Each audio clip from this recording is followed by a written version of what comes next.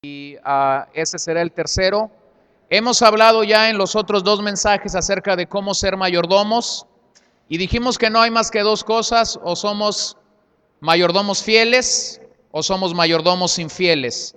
Esa sería la primera situación que tenemos en la vida. Lo segundo es que uno de los dones que Dios nos ha dado para poder mostrar esa mayordomía es el tiempo. El tiempo es uno de estos maravillosos dones que Dios nos ha dado para que nosotros empleemos, ya sea de una manera correcta o de una manera incorrecta, inadecuada. Y hablábamos en Eclesiastés capítulo 3 la semana pasada y veíamos cómo es que todo tiene su tiempo. Y yo quiero retomar esta estadística que yo les daba la semana pasada. Se hizo un estudio del hombre promedio que vive 70 años o aproximadamente 70 años y para encontrar cómo es que el hombre usa el tiempo, cómo es que el hombre usó el tiempo durante el periodo de su vida. Estos fueron los resultados: 20 años durmió, 20 años trabajó, 6 años dedicó a comer, 7 años dedicó a jugar, 1 año dedicó a hablar por teléfono, 2 años y medio, ya sea su convicción, oró o fumó, 3 años esperó, 6 meses pasó lustrando o amarrando sus zapatos, y 1 año y medio pasó asistiendo a una iglesia, tomando un promedio de 3 horas semanales. Se acabó, están los 70 años. Porque la vida, dice Santiago, es como la neblina, ahorita está y se fue. Ahora, la otra estadística que les di se hizo un estudio acerca de, según nuestra vida, según nuestra edad, en qué horarios del día estamos. No voy a tomar, empecé de 15 años, voy a empezar detrás porque a lo mejor estamos más para allá que para acá. Si usted tiene 70 años, está a las 11 de la noche. Si usted tiene 55 años, está a las 7:34 de la noche. Si usted tiene 40 años, ha llegado a las 4:08 de su día. Si tienes 25 años, estás a las 12:42 de la mañana. Si tienes 65, estás a las 9:51. A los 50, usted está llegando a las 6:25. Solo por tomar el tiempo corre y avanza, no perdona ni disculpa a nadie. Algunos de ustedes me conocieron cuando yo era un niño, y yo conocí a algunos de ustedes, algunos cuando no tenían canas, algunos cuando tenían cabello, que ya no lo tienen ahora, algunos cuando estaban muy derechos y ahora ya como que algo ha comenzado a pasar sobre sus espaldas, porque el tiempo no perdona a nadie. Y lo que hoy quiero revisar con ustedes es 3 dones más que el Señor nos da para nuestra mayordomía, entendiendo la palabra don como regalo. Voy a hacer uso de la palabra don esta mañana como regalo. Y la verdad es que el deseo de Dios es que como mayordomos entendamos cabalmente nuestra encomienda. ¿Por qué Dios nos hizo mayordomos? ¿Por qué Dios no nos hizo dueños? Porque lo que hay que entender a lo largo de toda la Biblia es que el dueño es Él, el Señor es Él. Nosotros solamente somos mayordomos, administradores de aquellos dones que Él ha compartido con nosotros. Y lo que debemos entender es que una sana mayordomía cultiva un corazón agradecido. Una sana mayordomía cultiva un corazón agradecido con Dios. Si tú vas a ser un mayordomo fiel, si tú vas a ser un mayordomo íntegro delante de Dios, todo va a comenzar cultivando un corazón agradecido con Dios. Yo tengo que estar agradecido con Dios por el tiempo que Él me da. Yo tengo que estar agradecido con Dios por la vida que Él me da. Yo tengo que estar agradecido con Dios por las hijas que Él me ha prestado, por mi esposa. ¿Se da cuenta cuántas cosas tenemos que estar agradecidos? Sin embargo, vivimos en una sociedad muy contraria a esto. Vivimos en una sociedad muy quejosa. ¿No se ha dado cuenta? Nos quejamos de todo. Nos quejamos cuando las cosas no salen como deseamos. Nos quejamos por nuestra situación económica, nuestra posición laboral. y muchas veces no nos gusta el lugar que ocupamos, ya sea en el trabajo, ya sea en la casa. Te quejas porque tu hermana duerme en otra cama. Te quejas porque quieres ocupar la habitación que ocupan tus padres. Te quejas porque la cobija que tienes está muy pesada. Nos quejamos y nos quejamos y nos quejamos cuando lo que Dios quiere es que estemos agradecidos. Queremos abundancia de todo para sustentarnos, más allá de lo suficiente. Preferimos estar en otro lugar diferente al que nos encontramos en ese momento. Deseamos tener los dones que Dios le da a otras personas en lugar de utilizar aquellos que Dios ha provisto para ti. Preferiríamos que tú nos sirvieras en vez de servir nosotros. Es una sociedad de queja. Pero cuando abres las páginas de la Escritura, cuando vamos a la Biblia, abrimos la Biblia, nos damos cuenta, lo que Dios quiere producir en nosotros como mayordomos no es queja. Lo que Dios quiere que nosotros hagamos es que estemos agradecidos delante de Él por todo lo que Él ha compartido con nosotros. Esta es una razón por la que nosotros deberíamos continuamente pedir perdón a Dios. Deberíamos pedir perdón a Dios y cultivar un corazón agradecido. Tengo un tío que cuenta que, pues imagínense, eran 12 de familia, ¿no? Y siempre saca chistes de todo. Y tengo este tío que cuenta, no sé si al lado de la casa o enfrente de la casa, vivía el niño Popis de la cuadra, el niño que todo tenía en Navidad.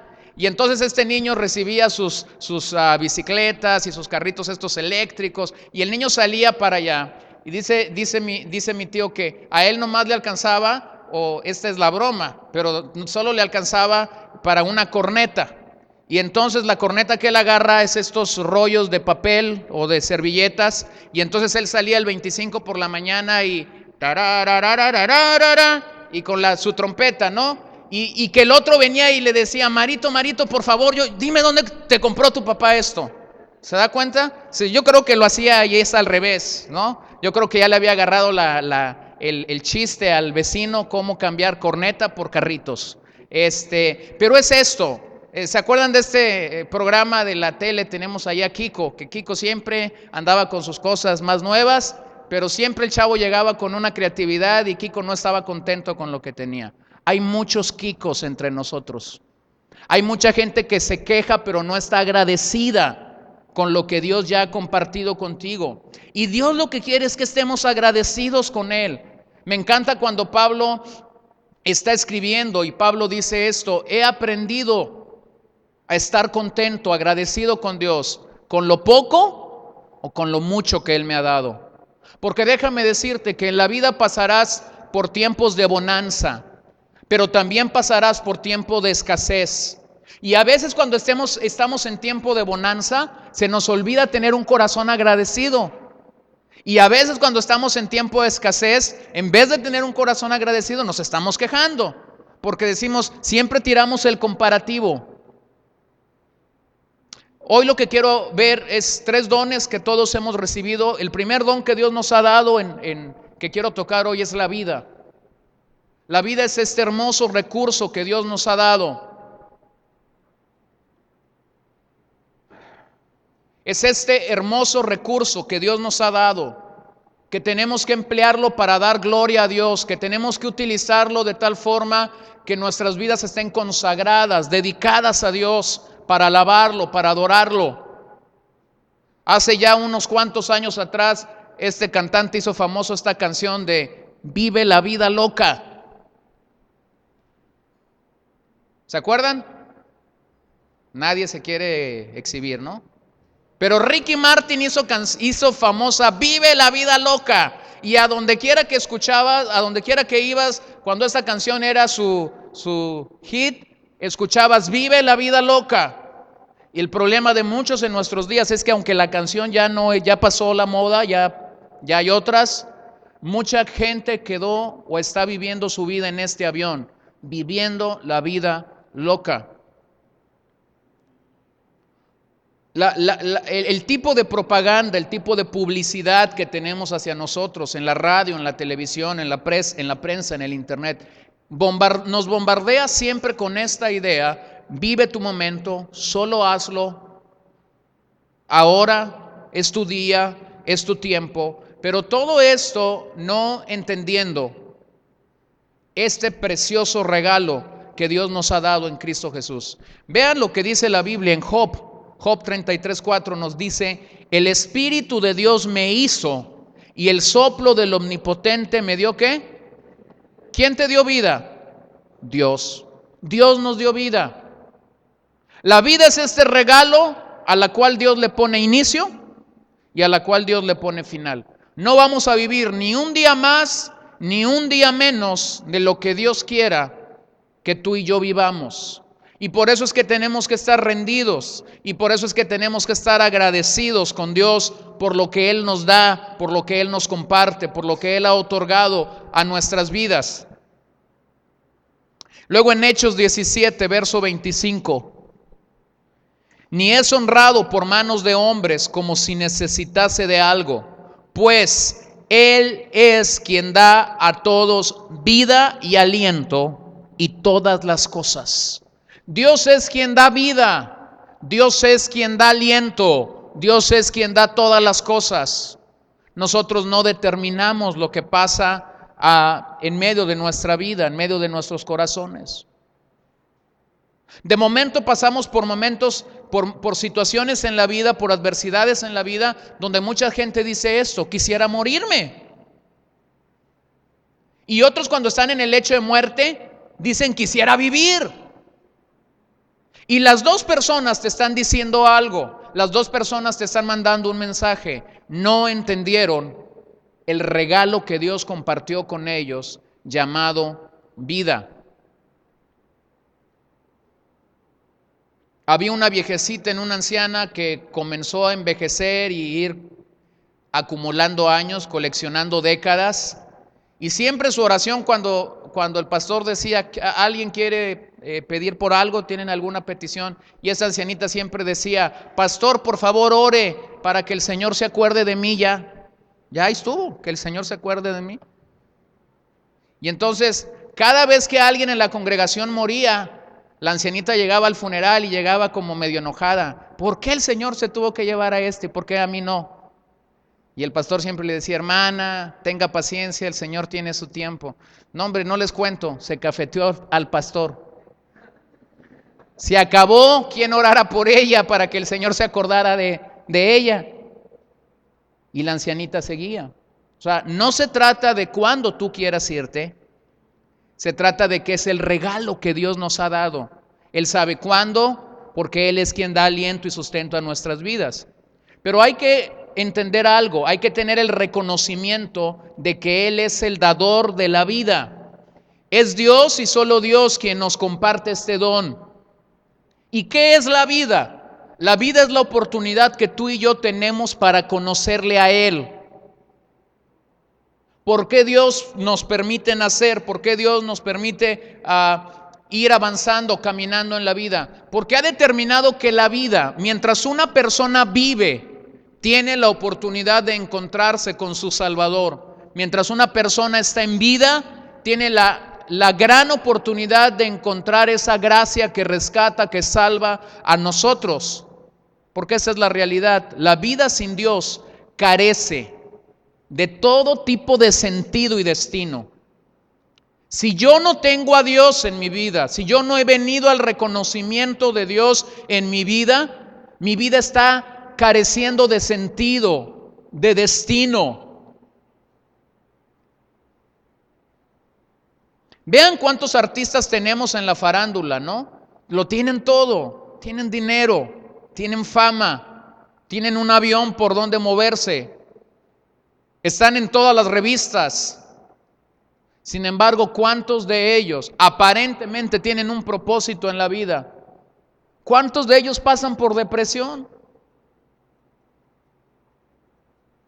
¿Cuántos de ellos llegan a un momento en el que dicen: no sé qué me pasó, estoy desconectado de la vida? La famosa estrella del rock and roll,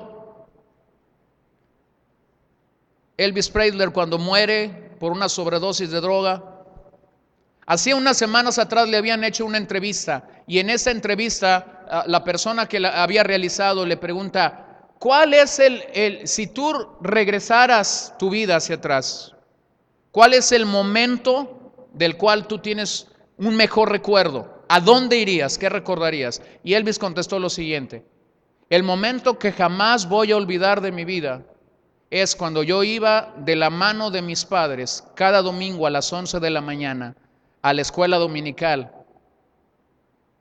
a nuestra iglesia.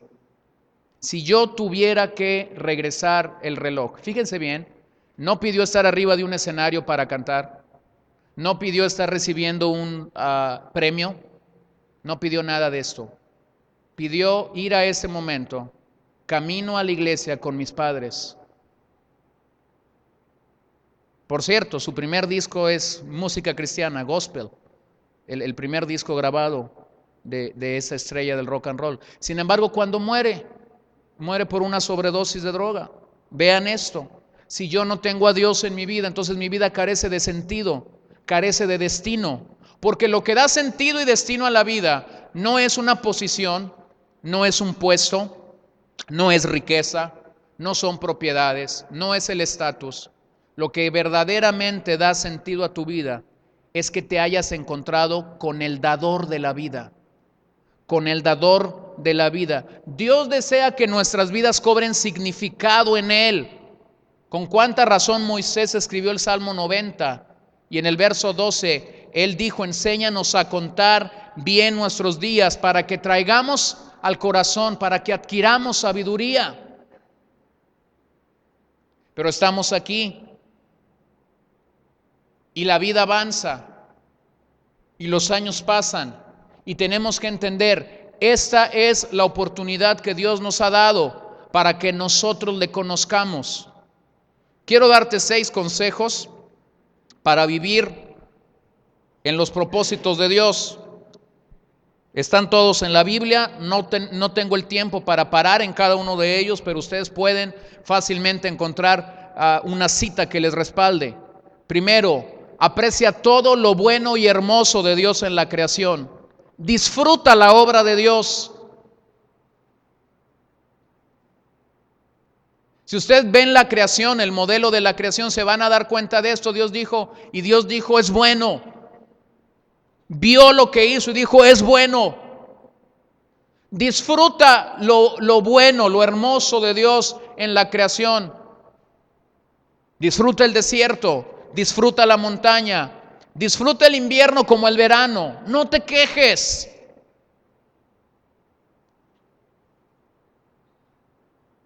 Hay gente que se queja en el verano, se queja en la primavera, se queja en el otoño y se queja en el invierno. Y no está disfrutando lo que Dios le ha dado. Disfruta lo que Dios ha dado. La vida es esta oportunidad en la que tenemos la oportunidad de decir: Señor, gracias por un día con este sol, gracias por un día nublado, gracias por el arco iris que está ahí pintando tu hermosura, gracias por las montañas, gracias por la selva. Es esta oportunidad en la que tenemos de poder deleitarnos de lo que Él nos ha dado. Segundo, tu cuerpo es templo del Espíritu de Dios. El embalaje, la armadura de esta vida es tu cuerpo, tus manos, tus pies. Da gracias a Dios por este cuerpo. Cuida tu cuerpo, ejercítalo, come sanamente. Ya iba a decir como en los comerciales, ¿no? Come frutas y verduras. Aliméntate bien. Dios te dio este cuerpo. Tú eres mayordomo de este cuerpo.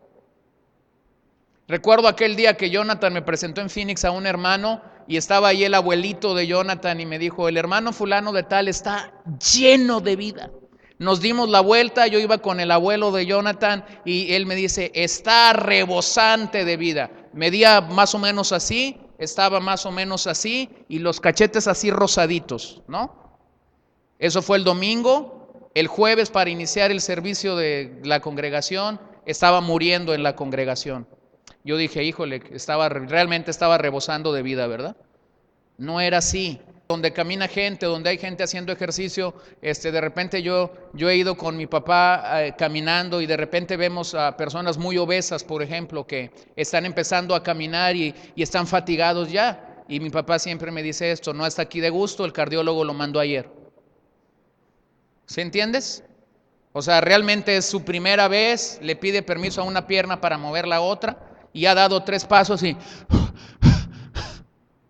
está ahí sola y sencillamente por una mala administración de lo que Dios nos ha dado. Y eso no es algo de lo que mucho se comparte a veces en el medio cristiano, pero somos muy malos mayordomos de nuestro cuerpo. Tenemos este dicho entre cristianos que no fumamos ni tomamos, pero ¿cómo comemos? Y si no dice amén, alguna vez lo ha escuchado. Y esta es la realidad. Pero necesitamos cuidar lo que Dios nos dio. Tercero, sea agradecido con las personas que Dios ha puesto a tu lado. Sea agradecido con la gente que Dios ha puesto a tu lado. No seas de esta gente que cuando ya no tienen a un ser querido cerca de ellas, comienzas a contar todas las historias buenas. Sé agradecido con la gente que Dios ha puesto a tu mano, cerca de ti. Tus hermanos, tus padres, tus hijos, tu familia, tus hermanos en Cristo. Sé agradecido con ellos. La vida es esta oportunidad en la que tenemos que tomar tiempo para buscar a Dios. Toma tiempo para buscar a Dios. Búscalo, dice Isaías, en tanto que está cercano. Búscalo en tanto que está cercano. La vida es esta oportunidad en la que vamos a poder buscar a Dios, en la que vamos a poder entablar una relación no lejana, sino cercana con Dios. Toma tiempo para hacerlo. Vuelvo a repetirlo, Eclesiastés 3, cuando nos da este tapiz de opciones de lo que podemos hacer con el tiempo. Se habla de todo: tiempo para sembrar, tiempo para cosechar, tiempo para reír, pero no se habla del tiempo para Dios, porque el tiempo para Dios hay que hacerlo. Te va a tomar dedicación, te va a tomar esfuerzo, te va a tomar un compromiso, pasar tiempo con Dios, buscar a Dios.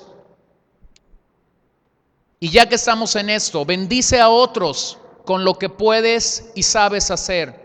Sé una bendición para otros. A lo mejor tienes una habilidad con tus manos, a lo mejor sabes de algún oficio. Bendice a otra gente con eso.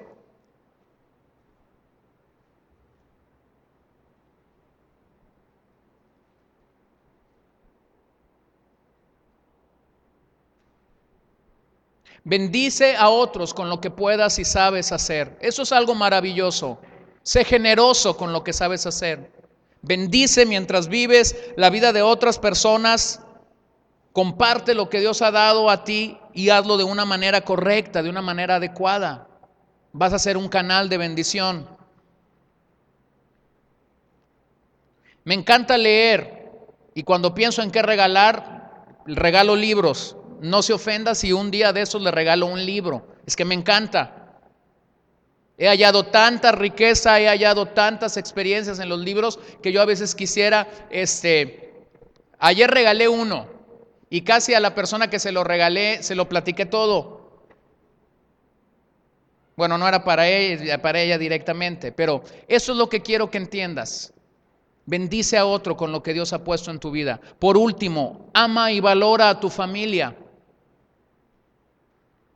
La vida es la oportunidad que tenemos para amar y para valorar a nuestra familia.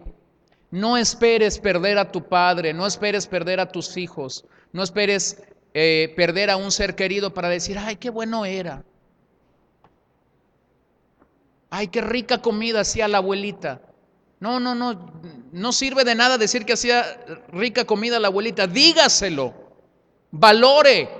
Ame en el momento que tiene que amar y valorar a los que Dios ha puesto en sus vidas. ¿Le digo algo? La familia es lo único que siempre va a estar allí. Los amigos se pueden ir, los vecinos se pueden cambiar, los compañeros de la escuela pueden irse. Lo único que va a estar allí siempre es la familia.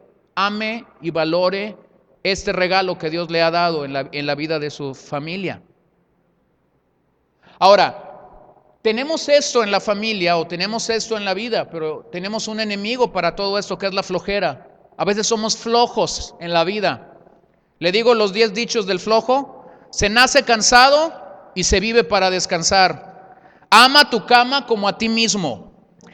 Si ves a alguien descansando, ayúdalo. Descansa de día para que puedas dormir de noche. El trabajo es sagrado, no lo toques. Aquello que puedas hacer mañana, no lo hagas hoy. Trabaja lo menos que puedas. Lo que tengas que hacer, que lo haga otro.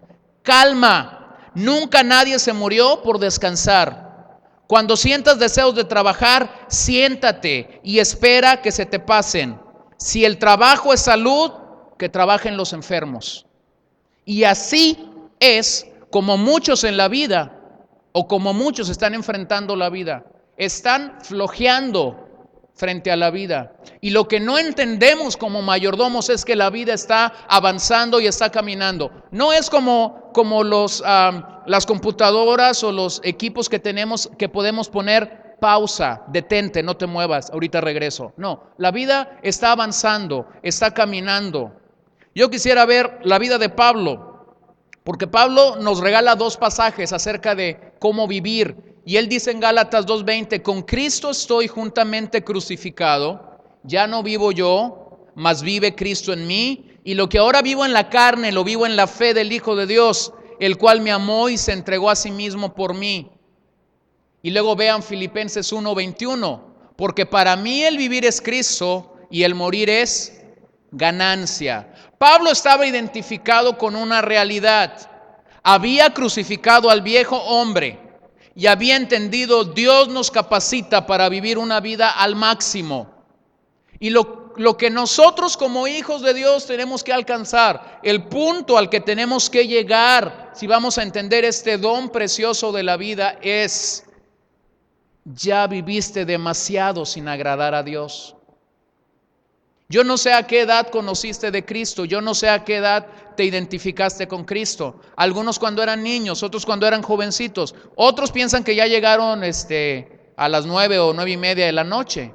Yo no sé en qué horario de tu vida estás, pero quiero decirte algo. La Biblia nos identifica, las cartas nos identifican con hombres que entendieron esto.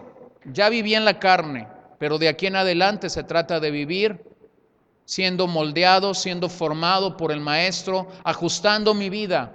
Mira, porque hay solo 2 maneras en las que el hombre puede vivir. O vives agradando al mundo, o vives agradando a Dios. No hay más. Así como solamente podemos ser mayordomos fieles o infieles, en cuanto a la vida, solo hay 2 maneras para vivir. O vives para Dios, o vives para este mundo. Y mi pregunta rápida hacia ti, sin tener una respuesta, es: ¿cómo estás viviendo? Si Dios viniera hoy, ¿qué cuentas daríamos de nuestra mayordomía con respecto a nuestras vidas? Mira, muchas veces no tenemos una visión de lo que es vivir para Dios. Muchas veces queremos ser algo en la vida o ser alguien, pero no estamos interesados en ser alguien para Dios. Quizás estas 2 frases, si tú las terminaras, nos darían una idea clara de cómo estás viviendo. Si tú tuvieras que terminar la frase, quiero ser, y tú pensarías en lo que quieres ser, y la otra expresión que tú terminarías sería, quiero tener, y tú ponle ahí lo que tú quieres ser o lo que tú quieres tener, y sé sincero en estas 2 expresiones.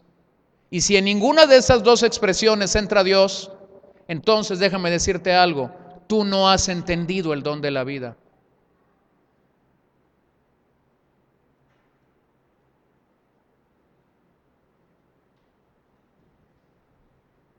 ¿Se da cuenta? ¿Qué quieres ser? ¿Qué quieres tener en la vida? Pues algunos quizás terminarían el quiero ser con una profesión, con una posición, o el quiero tener con cuestiones materiales. ¿Realmente entra Dios en juego? Hubo un momento en la historia de Israel trágico, y quiero revisarlo ahora con ustedes. Primer libro de Samuel, capítulo 13, versos 19. Y en toda la tierra de Israel no se hallaba herrero, porque los filisteos habían dicho para que los hebreos no hagan espada o lanza, por lo cual todos los de Israel tenían que descender a los filisteos para afilar cada uno la reja de su arado, su azadón, su hacha o su hoz. Y el precio de un pin por las rejas de arado y por los azadones, y la tercera parte de un siclo por afilar las hachas y por componer las aguijadas. Así aconteció en el día de la batalla, no se halló espada ni lanza en mano de ninguno del pueblo que estaba con Saúl y con Jonatán, excepto Saúl y Jonatán su hijo, que las tenían. Miren, el pueblo, los filisteos o Filistea era una nación que estuvo en guerra con Israel. Y la estrategia que los filisteos tomaron es: vamos a tomar de la comunidad israelita, vamos a tomar a los herreros. Los herreros eran esta tarea o este oficio que se dedicaba a hacer las armas de guerra, y pues también afilaban todos esos instrumentos que se usaban en la agricultura. Pero los filisteos dijeron: si queremos realmente derrotar a los israelitas, lo que tenemos que hacer es secuestrar a todos los herreros, tomarlos y traerlos a Filistea, para que los israelitas tengan que venir a nuestro país a afilar sus armas. El momento trágico que llegó estaban por enfrentarse a una guerra, y los únicos que tenían espada era el rey Saúl y su hijo, el príncipe Jonatán. Todo el demás ejército de Israel no tenía armas. Ahora piense en un momento en esto. Está el ejército de Filistea, tienen todo el armamento, tienen todas las espadas, tienen todas las armas de guerra, están bien afiladas porque han llevado a todos los herreros de Israel. Y por el otro lado está un ejército que los únicos que tienen armas son el rey y el príncipe. Y todos los demás, pues imagínense qué pueden llevar. Es más, tome esta idea. Imagínese a Filistea con todo este armamento, y de frente imagínese al pueblo de Israel, algunos con escobas, algunos con resorteras, con cualquier cosa, menos con armas, porque los únicos que tenían armas eran Jonatán y Saúl. Lo que quiero decirte con esto es: la estrategia que había trazado Filistea era de lo más excelente. Querían hacer súbditos a Israel a través de quitar a los herreros de la nación. Quizás nadie hubiera pensado en secuestrar a los herreros. Quizás otras naciones hubieran pensado en secuestrar al príncipe, en secuestrar al rey para que no tuvieran liderazgo. Pero ellos secuestraron a los herreros. Los arados servían para preparar la tierra, los azadones para labrarla, las hachas para podar y tener más territorios de siembra. Las hoces eran el instrumento que ellos usaban para levantar la cosecha. Nada para pelear, todo para la agricultura. La estrategia de Satanás continúa siendo la misma en medio nuestro. Él quiere robar de la iglesia a los herreros, a los que dan forma a nuestra vida de tal manera que vivamos para Dios y no para el mundo. Si Satanás no puede hacer nada con la verdad, contra la verdad, entonces paso número 2, tratará de distorsionar la verdad para que la verdad parezca ser la verdad, aunque no lo sea. Jamás la verdad será vencida por Satanás. Pero si Satanás no la puede derrocar, no la puede derrotar, entonces la distorsionará. Y esto es lo que está pasando en nuestros días. Satanás ha robado a los herreros, ha robado a los formadores en muchos sentidos de entre en medio de la iglesia, para que la gente no pueda discernir y distinguir lo que es vivir para Dios, de una manera adecuada, de una manera correcta. En la herrería de Dios se enseña a morir a este mundo para vivir solo para Dios. Dios no quiere mixturas, Dios no quiere mezclas. O vivimos para Dios o vivimos para este mundo, pero no podemos estar compartiendo ambas vidas. Y el trabajo de Satanás será en nuestros días: permear, infiltrarse para contaminar la verdad, para distorsionar la verdad. Y nosotros tenemos que cuidarnos de esto. Somos bombardeados todos los días en cualquier lugar donde tú estés para vivir para tu placer, para vivir para agradarte a ti. Y somos expuestos 2 o 3 horas por semana para vivir conforme a los planes, a los deseos y a los propósitos de Dios para nuestras vidas. Muchos hoy se encuentran atrapados entre estos dos propósitos: vivir para Dios o vivir para este mundo. Hoy tengo que pararme ante ti como se paró Elías aquel gran día en el monte. Y volteó a la comunidad israelita y les dijo: ¿hasta cuándo van a claudicar entre dos caminos? ¿O serviremos a Dios o serviremos a los Baales? Esta es la decisión más importante que yo tomaré en mi vida, que tú tomarás en tu vida: servir a Dios o vivir una vida conforme al estilo del mundo. Dios nos ha dado la vida y nos pedirá cuentas un día de qué hicimos con ella. El comentarista bíblico Matthew Henry dijo: la responsabilidad de cada día debería ser prepararnos para nuestro día final. La responsabilidad tuya y mía como hijos de Dios es cada día que vivimos agregar y prepararnos para el día final. La vida es muy breve comparada con la eternidad. Por eso debemos vivirla al máximo, agradando a Dios y teniendo una mayordomía fiel delante de Él.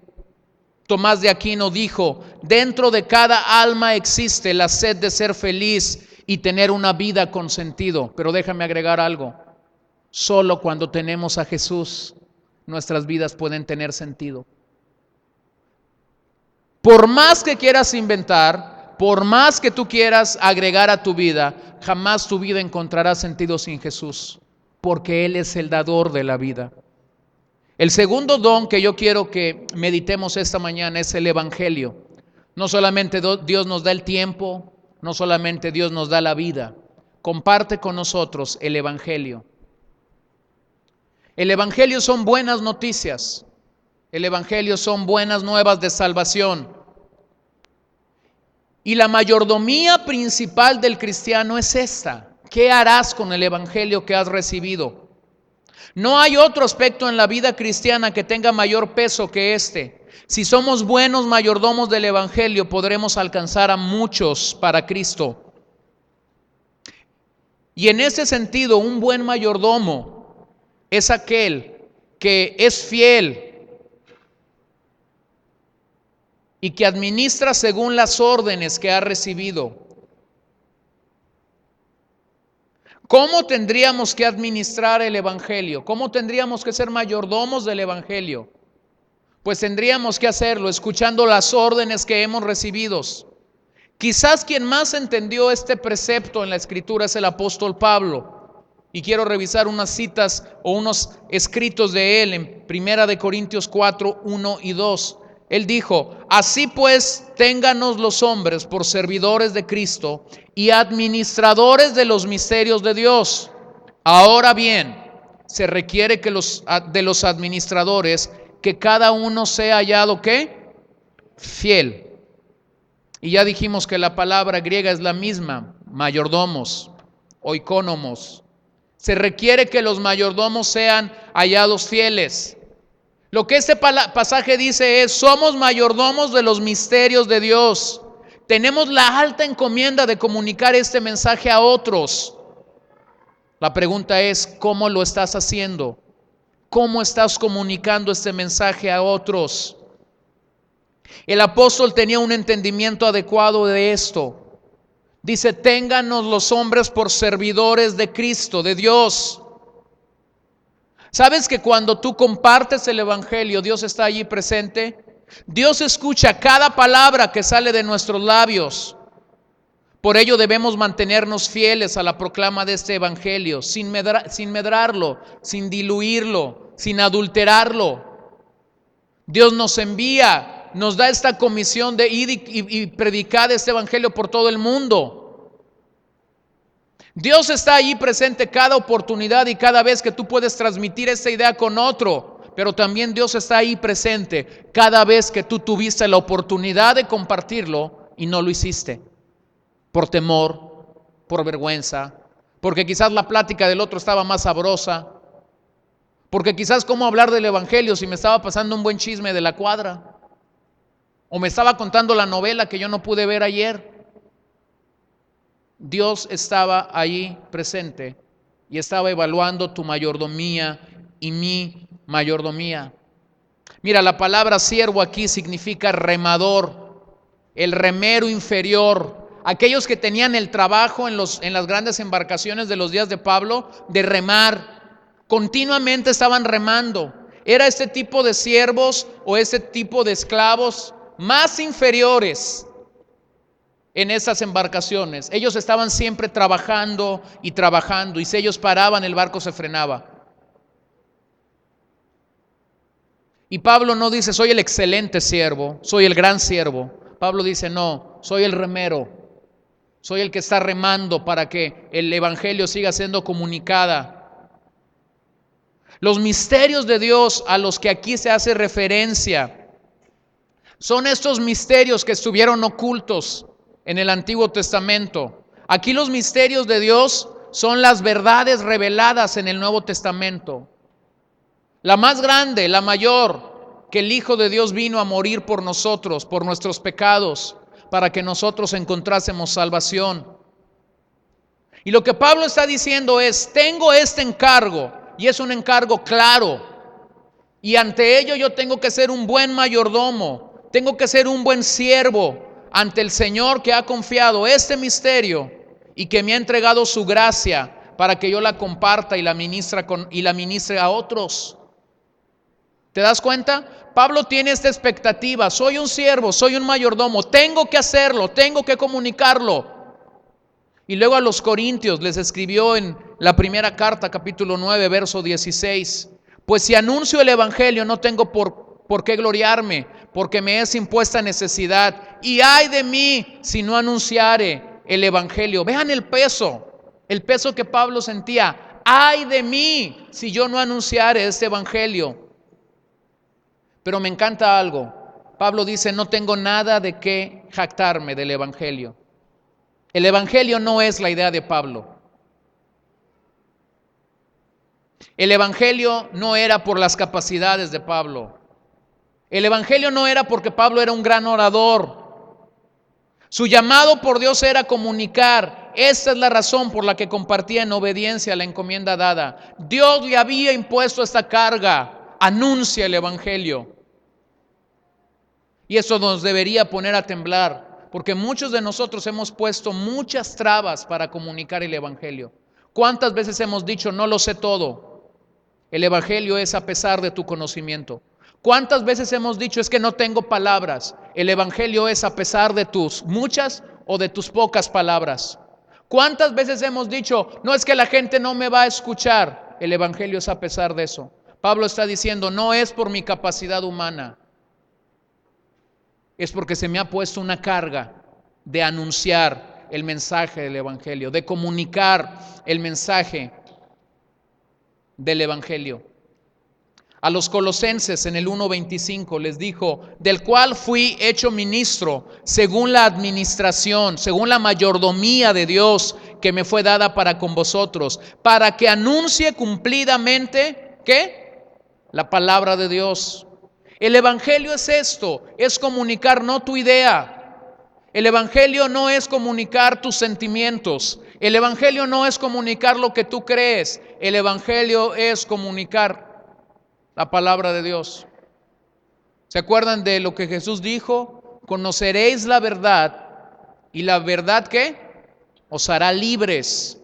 ¿Qué es lo que tengo que comunicar? La verdad. ¿Dónde encuentro la verdad? En la palabra.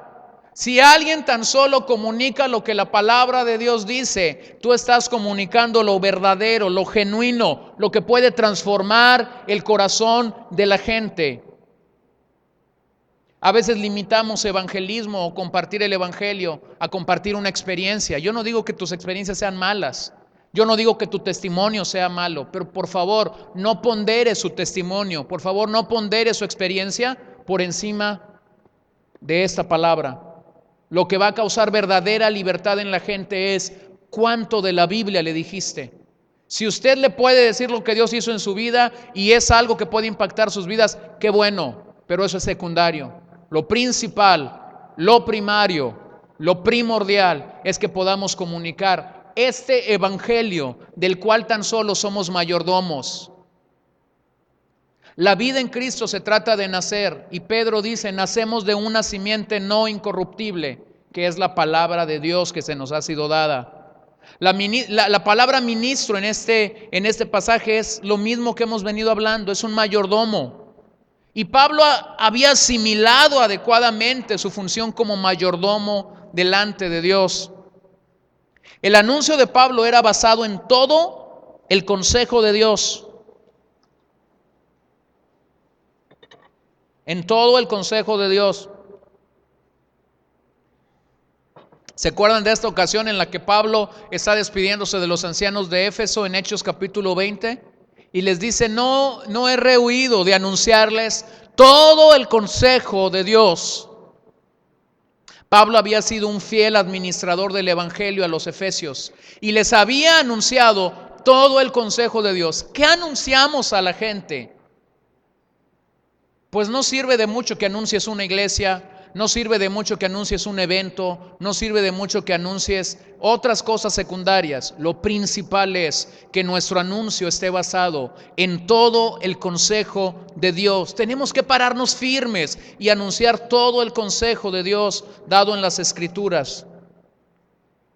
Cuando usted lee el libro de Malaquías es un libro donde Dios reprende fuertemente al sacerdocio.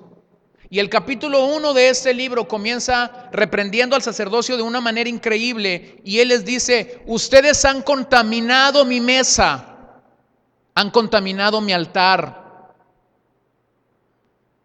¿Cómo se contamina la mesa? La mesa es el lugar donde se sirve el alimento. La mesa es el lugar donde se comparte el alimento. Y el alimento en una casa es importante, ¿cierto? Necesitamos comer.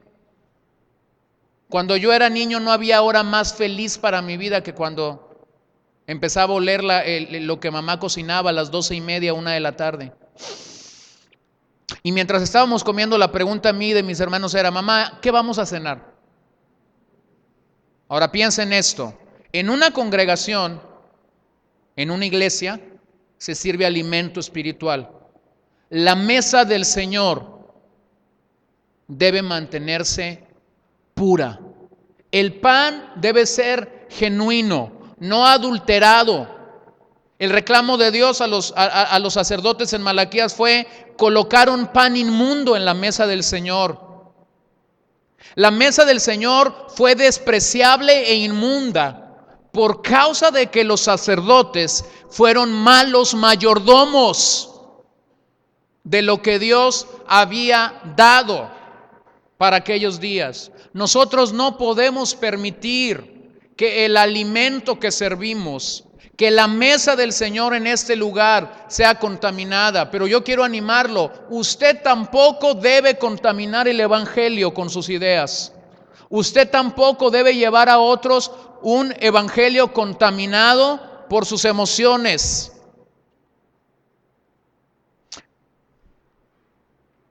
John MacArthur ha dado unos consejos a quienes comparten la palabra y me encanta. Dice, usted debe predicar la palabra de Dios, no la suya. Usted es el mensajero, no el mensaje. Usted es el sembrador, no quien cosecha. Usted es el representante, no la autoridad. Usted es un administrador, no el propietario. Usted es un lector, no el autor. Usted es un mesero, no el cocinero. Administramos lo que hemos recibido de Dios, estas verdades poderosas del Evangelio, que quien las conoce puede llegar a ser libre. Pero si éstas están contaminadas, si éstas están adulteradas, miren lo que Pablo dice en 2 de Corintios 2:17, pues no somos como muchos que medran falsificando la palabra de Dios, sino que con sinceridad, como de parte de Dios y delante de Dios, hablamos en Cristo. En los tiempos que Pablo escribió esta carta a los Corintios, había maestros que estaban falsificando la palabra de Dios. ¿Qué es falsificarla? Es adulterarla, es medrarla. Los falsos maestros operan con sabiduría humana. No podemos ser malos mayordomos del evangelio que hemos recibido. Un falso maestro está más cargado hacia la sabiduría humana que hacia la sabiduría que viene de Dios. Es decir, basarán sus resultados en números, en estadísticas y en fruto aparente de sus ministerios, pero sin considerar que la gente necesita la sabiduría de Dios, no la de los hombres. Me asusto cuando un hombre que dice ser un ministro de la palabra puede pasar una hora y media sin abrir este libro para traer consejería y para traer una palabra de Dios a los suyos. Y mire que los hay. Pero me asusto por la siguiente razón.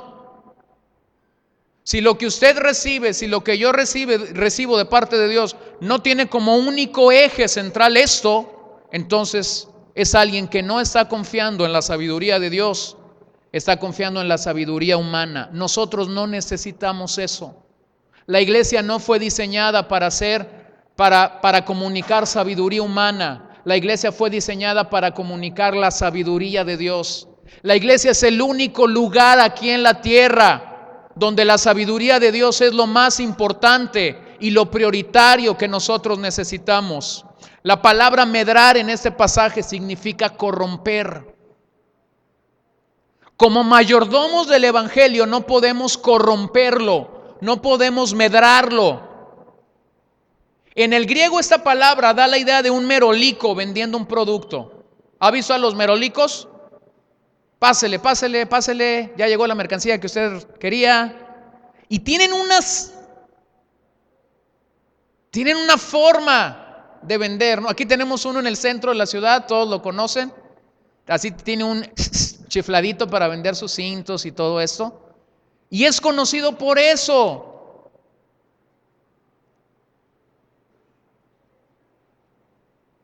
Ya van a poner aquí los puestos estos que ponen en la verbena. Y siempre al final de ellos, cuando das la vueltecita, están estos señores que venden las cobijas. Un día íbamos mi hermano y yo, y él andaba queriendo comprar una cobija. Y yo le dije, ¿sabes qué? Vete tú solo, porque si yo llego voy a salir con cobija y no vine a comprarla. Son tan buenos para vender. Empiezan con un precio, lo van bajando, te chiflan, te cantan, te lloran, te aplauden, te dan un precio, te lo vuelven a bajar. Tú dices, pues no traigo más que tanto, y te dicen, te lo recibo, y hasta feria te dan. Y tú te vas contento. Es la estrategia de vender su mercancía, su merolico. Pues se va a escuchar feo la comparación que voy a decir. Tenemos muchos merolicos en el evangelio actualmente, que te rebajan el evangelio a un precio que hasta feria te dan. Esto es medrar el evangelio. Esto es corromper el evangelio. Uno de los cantos que entonábamos al final lo decía de una manera increíble. Tenemos que abandonarnos. La vida cristiana no es un festín al principio. La vida cristiana al inicio es una vida de abandono. Yo tengo que abandonarme a mí mismo para que entonces Cristo pueda gobernarme, para que Cristo pueda regirme. Como buenos mayordomos del evangelio no podemos falsificarlo, adulterarlo, mezclarlo. Este mensaje del evangelio, que por sí es poderoso para transformar la vida de aquellos que necesitan salvación en su alma, escúchamelo bien, no necesita de tu ayuda, no necesita de mis favores. Ay, es que se lo voy a poner así para que le sea atractivo. No necesita de ser atractivo. Esta es la palabra de Dios que es viva y eficaz y por eso es que la tenemos que comunicar. Karl Barth dijo, la palabra no está a la venta, por eso no necesita vendedores, porque no está a la venta por ningún precio. Pablo es auténtico, sin alteraciones o modificaciones, y el que predica la palabra debe hacerlo de esta manera. Por favor, no corrompa la mesa del Señor. No traiga pan inmundo a la mesa del Señor. No comparta un pan inmundo. Un día daremos cuentas de este precioso don que hemos recibido de Dios llamado Evangelio. Y espero que podamos ser identificados como buenos mayordomos. El tercer don que yo quiero hablar esta mañana son dones espirituales. No solamente recibimos el tiempo, no solamente recibimos la vida, también recibimos el Evangelio. Pero la Biblia dice que Dios da a cada uno de nosotros dones. Los dones espirituales no son el recurso de los que son profesionales en la vida cristiana. Déjeme usar este término. A veces las personas que vienen a una congregación o cuando comenzamos a venir, tenemos la idea de que los dones espirituales son el recurso que Dios ha dado a los líderes de una congregación para poder dirigirla o poder llevarla. Sí, Dios ha dado dones, pero no solamente Dios ha dado dones a los que tienen la responsabilidad de encaminar a una congregación. Dios le ha dado un don a usted también. O sea, no es algo que Dios comparte con unos cuantos en una congregación. Dios entrega un don diferente a cada creyente para edificar a su pueblo. Cada uno de ustedes como creyentes tienen un don. El problema es que muchas veces no hemos identificado cuál don tenemos o quizás no nos ha importado saber cuál don tenemos para edificar al pueblo de Dios en nuestros días. Pero déjame decirte algo, cuando tú identificas el don espiritual que Dios te ha dado y cuando tú lo usas, lo pones a los pies del maestro para edificar a otros, escucha esto, serás feliz y harás felices a otros. No hay cosa que pueda dar mayor felicidad a un hijo de Dios que saber, puedo servir a mi maestro y en medio de ese servicio puedo bendecir la vida de otras personas.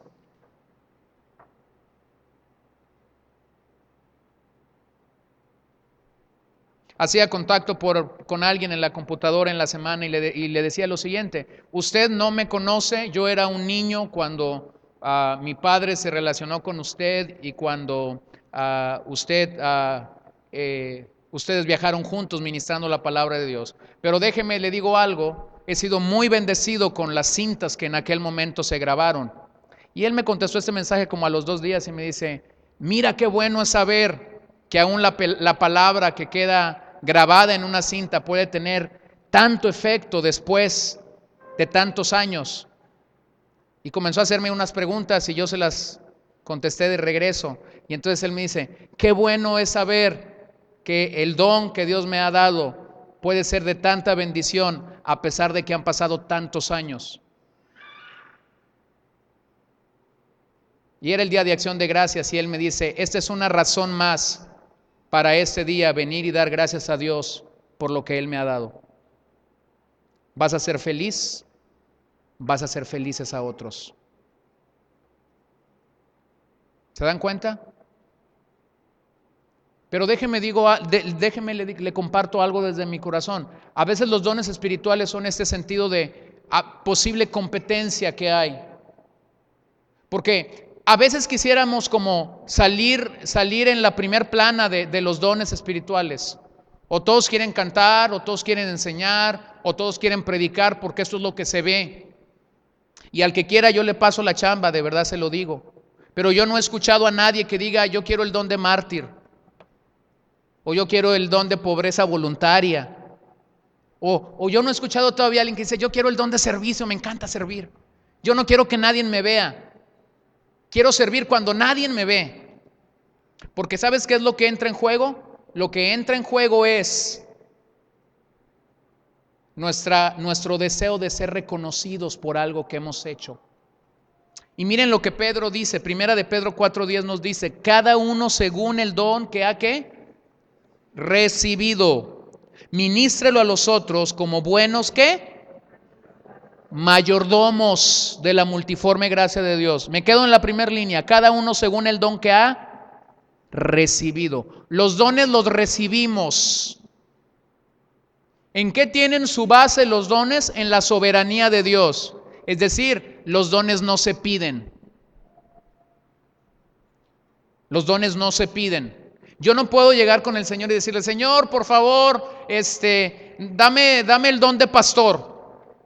Y ahí estar, dame el don de pastor y dame el don de pastor. No, los dones se reciben. Dios elige en su voluntad y en su soberanía qué don comparte contigo. Entonces déjame te digo algo que puede pasar con los dones en esta área de mayordomía. A veces hay mucha gente amargada porque dice, ay, pues Dios me dio el don de servicio, pero a mí no me gusta servir. Yo quisiera que Dios me diera el don que le dio al hermano Periquito que está allá. Y vives amargado 10, 15 años por algo que Dios no quiso compartir contigo. Volvemos a lo mismo, pasamos un gran tiempo de nuestras vidas quejándonos cuando lo que Dios quiere es que vivamos agradecidos con lo que Dios nos ha dado. El don espiritual es una habilidad sobrenatural que Dios concede a los suyos. No es algo natural, es algo sobrenatural.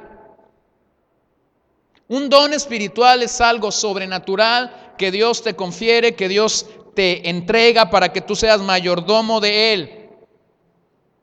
No lo decido, no lo elijo, no lo pido, no hay una convocatoria, no tengo que pasar una serie de exámenes. No, lo recibo, Dios lo comparte.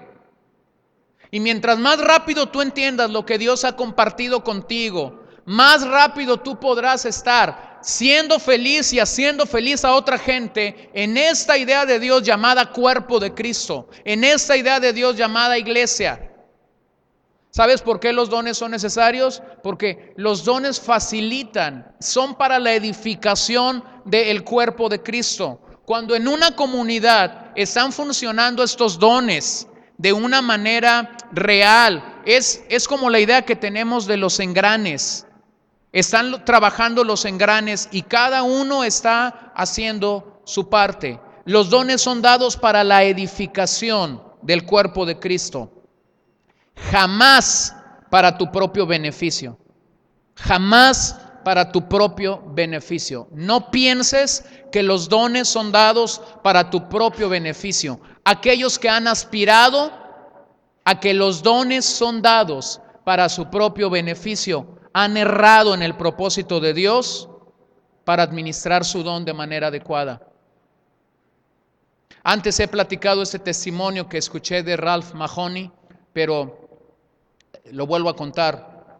Ralph Mahoney tenía un amigo que Dios le había dado el don de milagros y oraba por los enfermos y los enfermos sanaban. Y ese señor venía de tener una campaña al norte de California y mientras venía de regreso a su casa al sur de California, tuvieron un accidente automovilístico. Venían él y su esposa, sus 2 hijas con sus 2 esposos. Cuando tuvieron el accidente, los hombres, los esposos, pudieron salir del carro, pero él que venía manejando venía atravesado por la palanca de los cambios en su pecho y su esposa había muerto en el golpe y una hija estaba tratando de salir, que era la que menos golpeada estaba, pero también la otra estaba muriendo. Y el hombre extendió su mano y oró por la hija y pidió a Dios el milagro de vida sobre la hija y Dios obró. Y luego puso su mano sobre su esposa y pidió el milagro de la vida y Dios obró. Pero el hombre estaba muriendo. Y entonces la hija le dijo, papá, ahora ora por ti mismo para que el Señor te sane. Y el anciano volteó con una sonrisa y dijo, los dones fueron dados para bendecir y edificar a otros, jamás para bendecirte y edificarte a ti mismo. 6 días después, Ral Mahoney estaba predicando en el funeral de su amigo. Porque este es el propósito de los dones. Fueron dados para edificar y para bendecir a otra gente, jamás para edificarte y bendecirte a ti mismo. ¿Te das cuenta? Nuevamente Pablo dice a los corintios: ahora bien, hay diversidad de dones, pero el Espíritu es el mismo. Y hay diversidad de ministerios, pero el Señor es el mismo. Y hay diversidad de operaciones, pero Dios, que hace todas las cosas en todos, es el mismo. Pero a cada uno le es dada la manifestación del Espíritu para provecho. Pero no para provecho propio, sino para provecho de la obra, del cuerpo de Cristo. Termino con 4 principios para usar nuestros dones, los dones que Dios te ha dado. Primero, Dios nos escoge para una tarea específica. Cuando Dios piensa en entregarte un don, cuando Dios piensa en otorgarte un don, es porque Dios te ha dado una tarea específica. No hay peor error que estar en el lugar inadecuado y realizar lo que Dios no te ha pedido. Dios nos comparte sus dones y nos coloca en el lugar adecuado donde ese don tiene que ser ministrado, donde ese don tiene que ser desarrollado, llevado a cabo. Cuando Jesús llamó a los discípulos, lo hizo basado en su soberanía. Y de la misma forma, Dios escoge en su soberanía los dones que tú y yo vamos a necesitar para el ejercicio de nuestra mayordomía en aquella área específica. Y tenemos que entenderlo. Segundo, Dios te llama y te delega un don específico. El don es específico. Porque lo que Dios desea que nosotros entendamos es que no somos espectadores en el cuerpo de Cristo, sino somos colaboradores. Y en este punto tenemos que mantenernos originales y sin contaminación.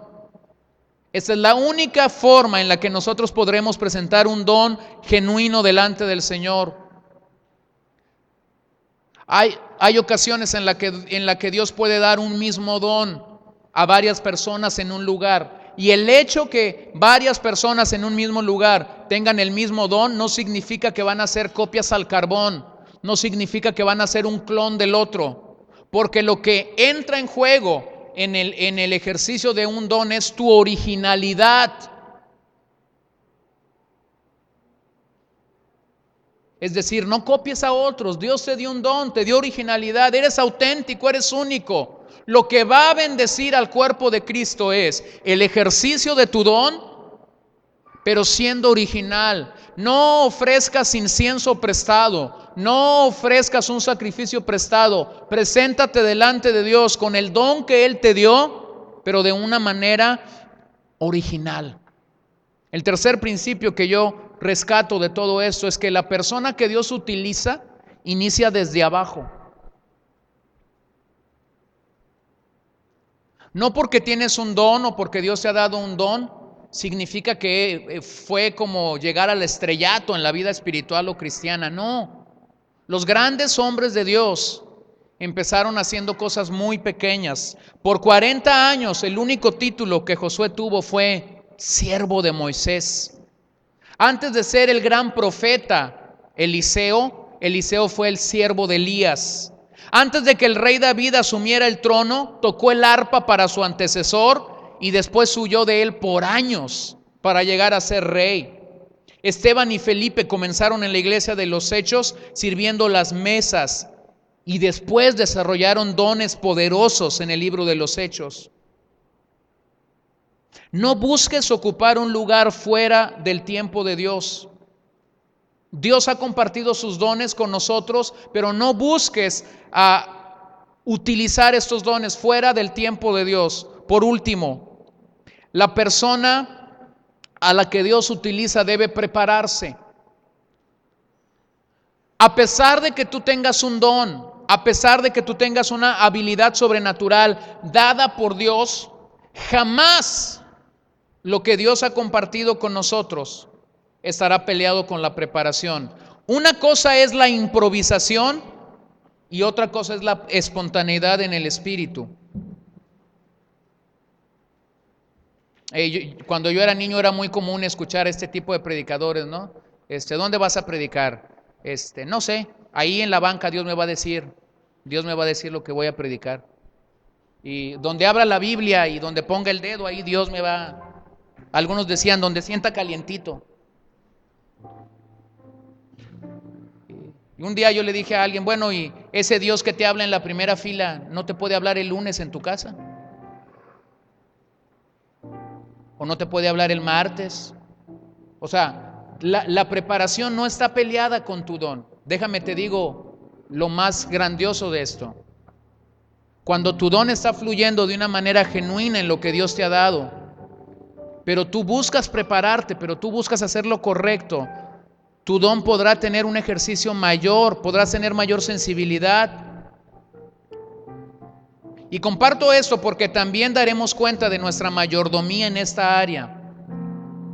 Mira, cuando alguien no usa el don que Dios le ha dado, es un ladrón en 3 direcciones. Roba a Dios lo que Dios compartió con él. Se roba a sí mismo el gozo de poder compartir algo que Dios genuinamente le compartió. Y le roba al cuerpo de Cristo el poder ser edificado en aquello que Dios ha compartido, porque lo ha compartido con esta persona para la edificación de su cuerpo. Y vamos a estar un día delante de Dios y Dios nos va a pedir cuentas también de lo que Él compartió con nosotros. Puestos de pie.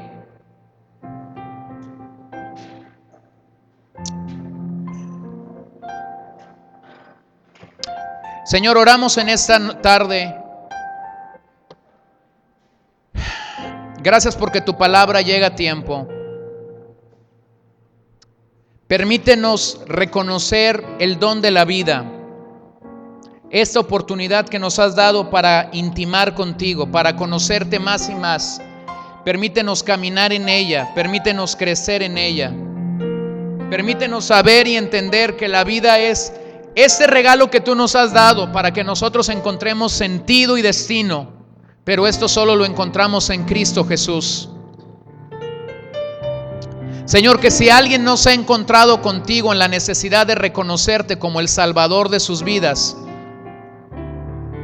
podamos salir de este lugar convencidos de la necesidad. Soy un pecador, necesito a un Salvador.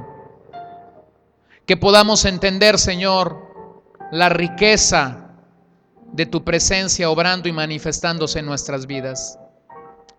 Permítenos como buenos administradores del Evangelio que nos has dado, no medrarlo, no corromperlo, no obstruirlo, no contaminarlo, sino antes bien sabiendo, Señor, que el Evangelio que tú has compartido anhelas que sea comunicado de una manera efectiva y real a otros que no lo tienen.